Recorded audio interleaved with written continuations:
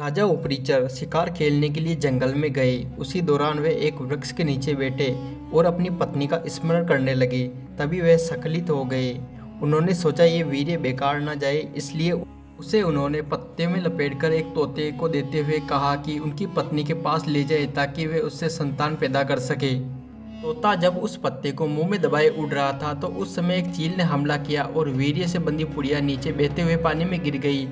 इसे उस पानी में तैर रही मछली ने खा लिया। यह मछली पहले गिरिका नामक एक अप्सरा थी और ये ब्रह्मा के श्राप से तब तक मछली बनी रही तब तक कि किसी मनुष्य रूपी बच्चे को पैदा नहीं कर देती।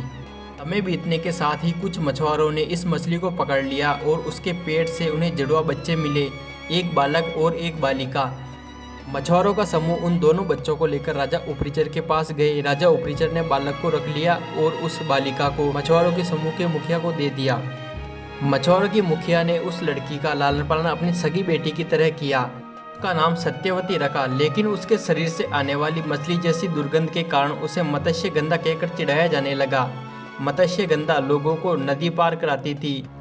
एक दिन सत्यवती ऋषि पराशर को नदी पार करवा रही थी। अचानक नदी के बीचों बीच द्वीप के पास ऋषि ने मत्स्य गंधा से एक बच्चा पैदा करने की इच्छा का प्रस्ताव रखा। उसने कहा, यदि आपने ऐसा किया तो मुझसे कोई भी विवाह नहीं करेगा। ऋषि ने कहा, निश्चित रहो, और उन्होंने नाव के चारों तरफ घना कोहरा पैदा कर दिया और अपनी बात पूरी की। अपने तप की शक्ति से मैं ऐसी परिस्थिति बना दूंगा कि तुम तत्काल शिशु को प्रसूत करके फिर से कुंवारी बन जाओगी और तुम्हारे शरीर से आने वाली मछली की गंध हमेशा के लिए बंद हो जाएगी।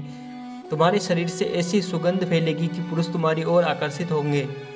नदी पार दूसरे छोर पर पहुंचने तक मत्स्य गंधा प्रेमिका और फिर माता और एक कुंवारी और अंत में सुगंधित स्त्री बन चुकी थी।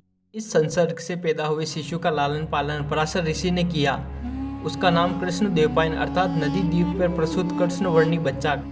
कालांतर में वे व्यास के नाम से प्रसिद्ध हुए, जिन्होंने पवित्र शास्त्रों की रचना की। मत्स्य गंधा के नए सुगंधित व्यक्तित्व ने शांतनु को उसकी ओर आकर्षित किया और वे हस्तिनापुर की महारानी बन गई।